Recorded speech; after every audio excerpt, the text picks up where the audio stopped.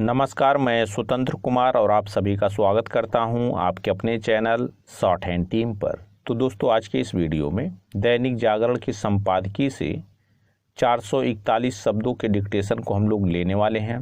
इसे हम 3 अलग अलग स्पीड में लेंगे। पहली बार में 70 की स्पीड में, दूसरी बार में 80 की स्पीड में, तो तीसरी और आखिरी बार में इसी डिक्टेशन को हम लोग 90 की स्पीड में लेने वाले हैं। अगर आपको इस डिक्टेशन के PDF की ज़रूरत है तो आप हमारे टेलीग्राम ग्रुप को ज्वाइन कर सकते हैं। ग्रुप का लिंक इसी वीडियो के ठीक नीचे डिस्क्रिप्शन बॉक्स में आपको मिल जाएगा। तो 70 की स्पीड में आपका डिक्टेशन स्टार्ट होगा। 5 सेकंड के बाद तब तक के लिए आप रेडी रहें।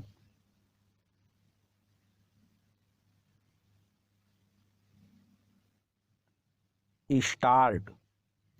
इस पर हैरत नहीं कि भाजपा विरोधी दलों को नए सिरे से एकजुट करने की कोशिश तेज हो गई है।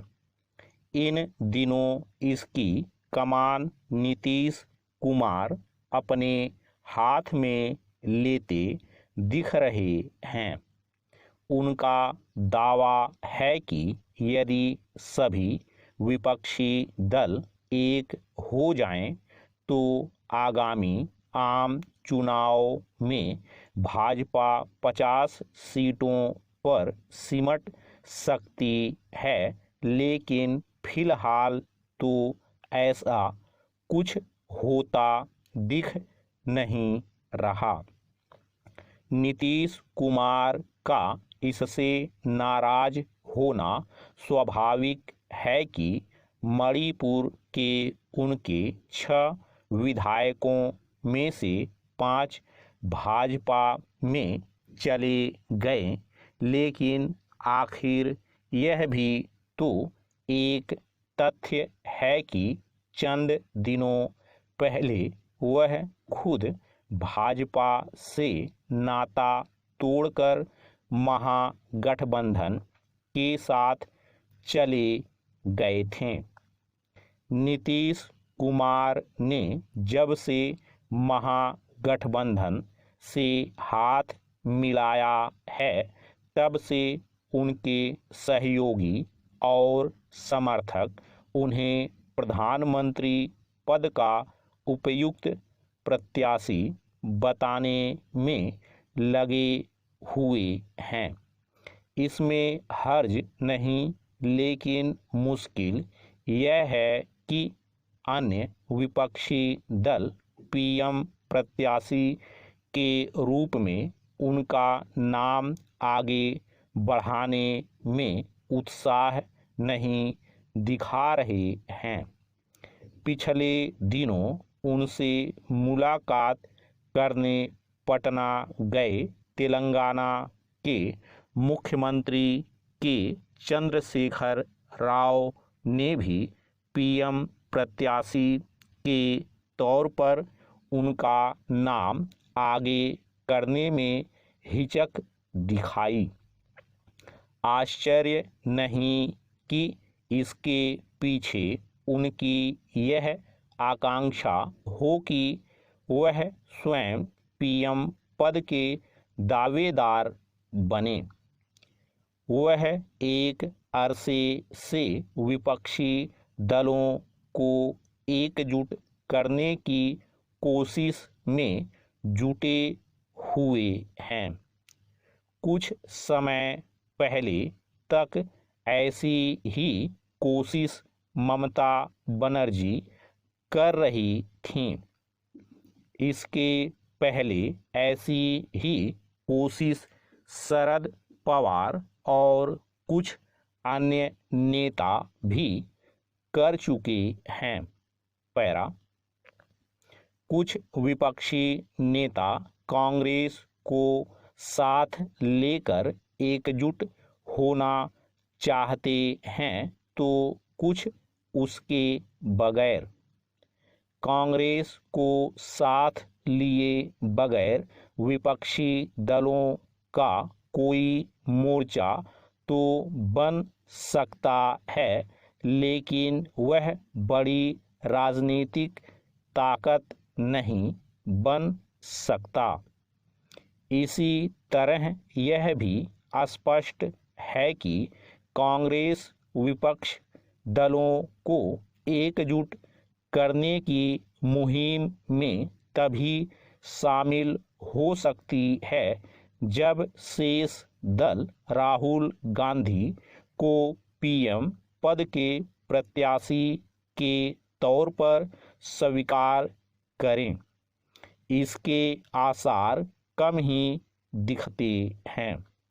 चूंकि 2024 के आम चुनाव में अभी देर है, इसलिए यह कहना कठिन है कि विपक्षी एकता की क्या सूरत बनेगी, लेकिन अभी तक का अनुभव यही बताता है कि विपक्ष एकजुट होने की चाहे जितनी कोशिश करे वह नाकाम ही अधिक रहता है। विपक्षी एकता के लिए आवश्यक केवल यह नहीं है कि भाजपा विरोधी दल पीएम पद के दावेदार को लेकर एकमत हों, बल्कि यह भी है कि वे कोई ऐसा न्यूनतम साझा कार्यक्रम तैयार करें जो देश की जनता को आकर्षित कर सके। अभी तक ऐसा कोई कार्यक्रम अथवा विमर्श दूर दूर तक नजर नहीं आता। यदि कुछ नजर आता है तो केवल मोदी हटाओ का नारा। इससे बात बनने वाली नहीं। स्टॉप। दोस्तों, इसी डिक्टेशन को दूसरी बार में हम लोग 80 की स्पीड में लेंगे और आपका समय स्टार्ट होगा 5 सेकंड के बाद। तब तक के लिए आप रेडी रहें।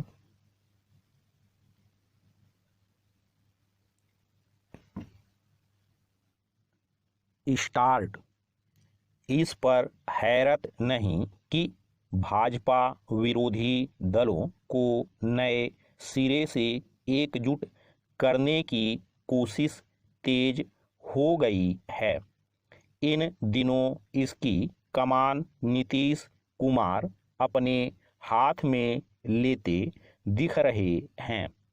उनका दावा है कि यदि सभी विपक्षी दल एक हो जाएं तो आगामी आम चुनाव में भाजपा 50 सीटों पर सिमट सकती है, लेकिन फिलहाल तो ऐसा कुछ होता दिख नहीं रहा।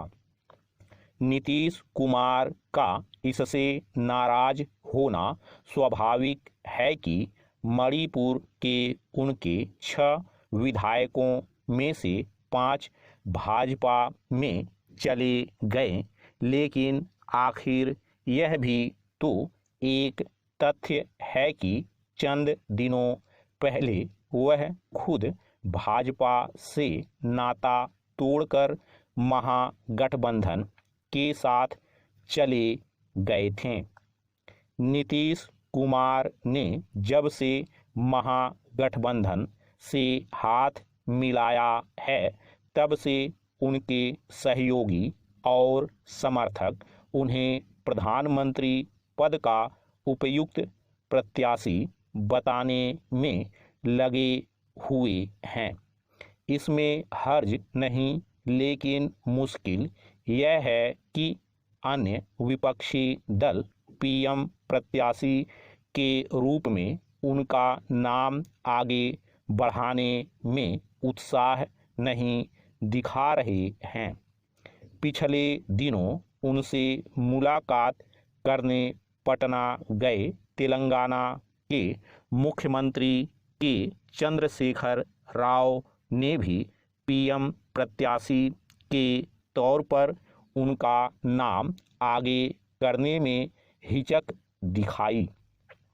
आश्चर्य नहीं कि इसके पीछे उनकी यह आकांक्षा हो कि वह स्वयं पीएम पद के दावेदार बने। वह एक अरसे से विपक्षी दलों को एकजुट करने की कोशिश में जुटे हुए हैं। कुछ समय पहले तक ऐसी ही कोशिश ममता बनर्जी कर रही थीं। इसके पहले ऐसी ही कोशिश शरद पवार और कुछ अन्य नेता भी कर चुके हैं। पैरा कुछ विपक्षी नेता कांग्रेस को साथ लेकर एकजुट होना चाहते हैं तो कुछ उसके बगैर। कांग्रेस को साथ लिए बगैर विपक्षी दलों का कोई मोर्चा तो बन सकता है, लेकिन वह बड़ी राजनीतिक ताकत नहीं बन सकता। इसी तरह यह भी स्पष्ट है कि कांग्रेस विपक्ष दलों को एकजुट करने की मुहिम में तभी शामिल हो सकती है जब शेष दल राहुल गांधी को पीएम पद के प्रत्याशी के तौर पर स्वीकार करें। इसके आसार कम ही दिखते हैं। चूंकि 2024 के आम चुनाव में अभी देर है, इसलिए यह कहना कठिन है कि विपक्षी एकता की क्या सूरत बनेगी, लेकिन अभी तक का अनुभव यही बताता है कि विपक्ष एकजुट होने की चाहे जितनी कोशिश करे वह नाकाम ही अधिक रहता है। विपक्षी एकता के लिए आवश्यक केवल यह नहीं है कि भाजपा विरोधी दल पीएम पद के दावेदार को लेकर एकमत हों, बल्कि यह भी है कि वे कोई ऐसा न्यूनतम साझा कार्यक्रम तैयार करें जो देश की जनता को आकर्षित कर सके। अभी तक ऐसा कोई कार्यक्रम अथवा विमर्श दूर दूर तक नजर नहीं आता। यदि कुछ नजर आता है तो केवल मोदी हटाओ का नारा। इससे बात बनने वाली नहीं। स्टॉप।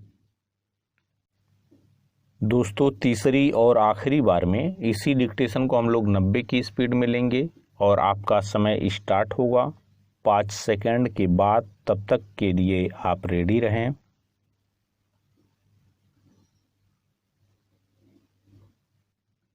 स्टार्ट।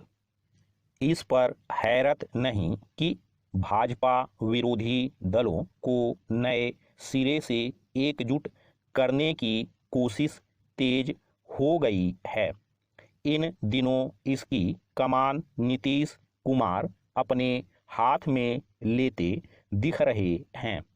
उनका दावा है कि यदि सभी विपक्षी दल एक हो जाएं तो आगामी आम चुनाव में भाजपा 50 सीटों पर सिमट सकती है, लेकिन फिलहाल तो ऐसा कुछ होता दिख नहीं रहा। नीतीश कुमार का इससे नाराज होना स्वाभाविक है कि मणिपुर के उनके 6 विधायकों में से 5 भाजपा में चले गए, लेकिन आखिर यह भी तो एक तथ्य है कि चंद दिनों पहले वह खुद भाजपा से नाता तोड़कर महागठबंधन के साथ चले गए थे। नीतीश कुमार ने जब से महागठबंधन से हाथ मिलाया है, तब से उनके सहयोगी और समर्थक उन्हें प्रधानमंत्री पद का उपयुक्त प्रत्याशी बताने में लगे हुए हैं। इसमें हर्ज नहीं, लेकिन मुश्किल यह है कि अन्य विपक्षी दल पीएम प्रत्याशी के रूप में उनका नाम आगे बढ़ाने में उत्साह नहीं दिखा रहे हैं। पिछले दिनों उनसे मुलाकात करने पटना गए तेलंगाना के मुख्यमंत्री के चंद्रशेखर राव ने भी पीएम प्रत्याशी के तौर पर उनका नाम आगे करने में हिचक दिखाई। आश्चर्य नहीं कि इसके पीछे उनकी यह आकांक्षा हो कि वह स्वयं पीएम पद के दावेदार बने। वह एक अरसे से विपक्षी दलों को एकजुट करने की कोशिश में जुटे हुए हैं। कुछ समय पहले तक ऐसी ही कोशिश ममता बनर्जी कर रही थीं। इसके पहले ऐसी ही कोशिश शरद पवार और कुछ अन्य नेता भी कर चुके हैं। पैरा कुछ विपक्षी नेता कांग्रेस को साथ लेकर एकजुट होना चाहते हैं, तो कुछ उसके बगैर।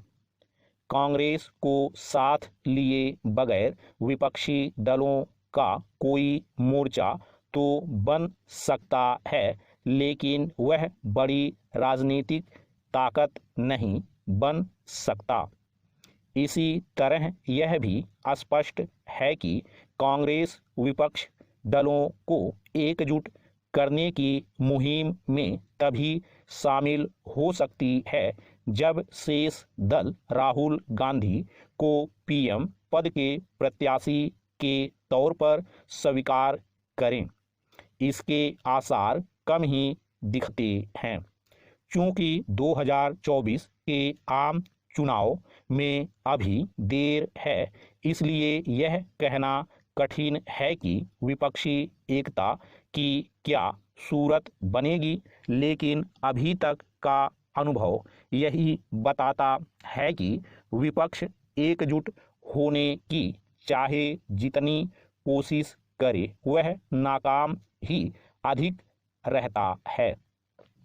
विपक्षी एकता के लिए आवश्यक केवल यह नहीं है कि भाजपा विरोधी दल पीएम पद के दावेदार को लेकर एकमत हों, बल्कि यह भी है कि वे कोई ऐसा न्यूनतम साझा कार्यक्रम तैयार करें जो देश की जनता को आकर्षित कर सके।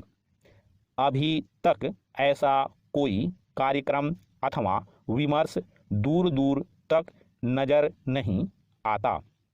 यदि कुछ नजर आता है तो केवल मोदी हटाओ का नारा।